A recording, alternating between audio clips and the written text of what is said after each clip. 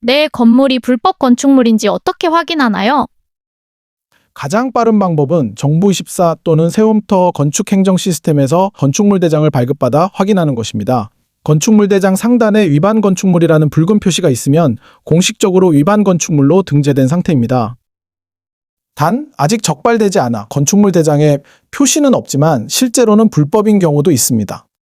베란다 무단 확장, 옥상 증축, 방 쪼개기, 근생 빌라 등 허가 없이 구조를 변경했다면 위반 건축물에 해당할 가능성이 높으니 건축사나 관할구청에 사전 상담을 받아보시는 것이 좋습니다. 이번 특별법의 양성화 대상은 어떻게 되나요? 이번 특정 건축물 정리에 관한 특별조치법의 적용 대상은 다음 세 가지 조건을 모두 충족해야 합니다. 2023년 12월 31일 이전에 사실상 완공된 건물, 연면적의 50% 이상이 주거용으로 사용 중인 건물, 단독주택 165제곱미터 미만, 다가구 660제곱미터 미만, 다세대 세대당 전용 85제곱미터 이하의 건물이어야 합니다. 세 조건 중 하나라도 미충족되면 이번 특별법의 혜택을 받을 수 없습니다. 특히 완공 시기와 용도 기준은 항공사진, 건축물 대장 등 객관적 자료로 입증해야 합니다. 양성화가 절대 안 되는 구역 있나요? 건물 자체 조건을 충족하더라도 위치한 구역에 따라 양성화가 불가능한 경우가 있습니다.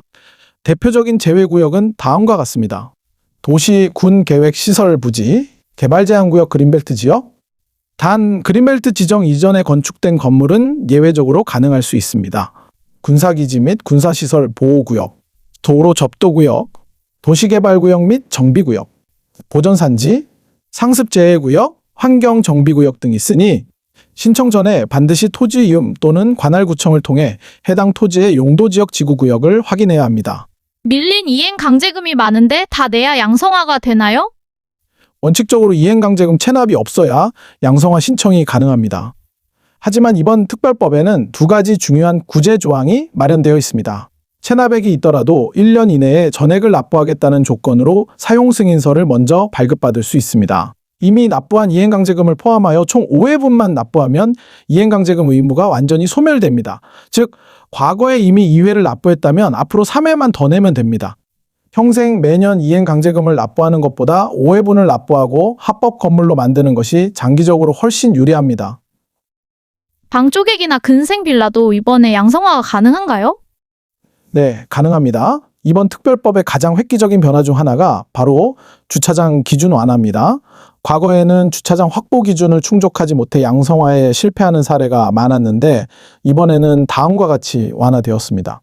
부설 주차장 설치 의무 면제, 방 쪼개기 근생 빌라, 물리적으로 주차장 설치가 불가능한 경우 주차장 설치 비용만 지자체에 납부해도 양성화 가능. 방 쪼개기 대수선은 소방법 기준 준수 조건, 단 가구수나 세대수가 늘어나지 않는 범위 내에서만 대수선이 허용됩니다. 양성화 신청은 언제부터 할 수 있나요? 기간은 얼마나 되나요? 이번 특별법은 2026년 6월 16일 공포 후 6개월이 경과한 2026년 12월 17일부터 시행됩니다. 신청 접수는 시행일부터 가능하며 유효기간은 시행일로부터 18개월, 즉 약 2028년 6월까지입니다. 중요한 점은 유효기간 만료 전에 접수된 것은 만료 후에도 계속 처리된다는 것입니다.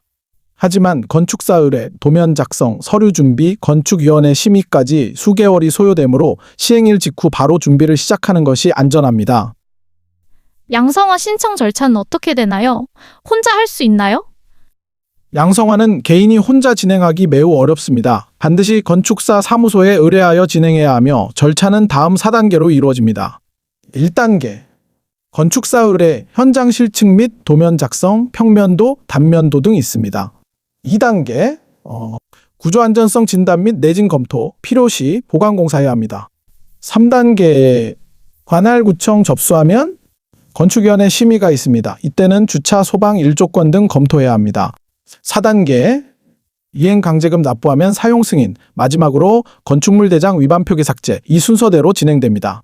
구조 보강이 필요한 경우 비용이 수천만 원 단위로 발생할 수 있으므로 사전에 건축사를 통해 예상 비용을 확인하는 것이 중요합니다. 양성화를 하면 어떤 실질적인 혜택이 있나요? 양성화 완료 후에 달라지는 점은 매우 구체적입니다. 첫 번째, 대출 정상화입니다.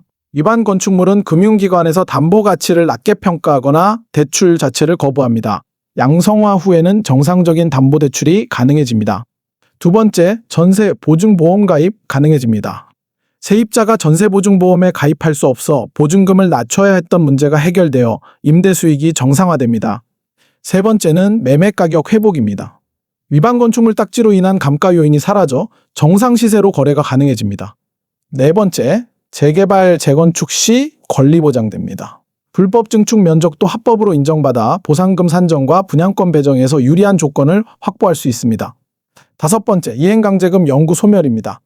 매년 날아오는 이행강제금 고지서로부터 완전히 해방됩니다. 양성화 신청 전에 반드시 확인해야 할 사항은 무엇인가요? 신청 전 다음 세 가지를 반드시 확인하셔야 헛고생을 막을 수 있습니다.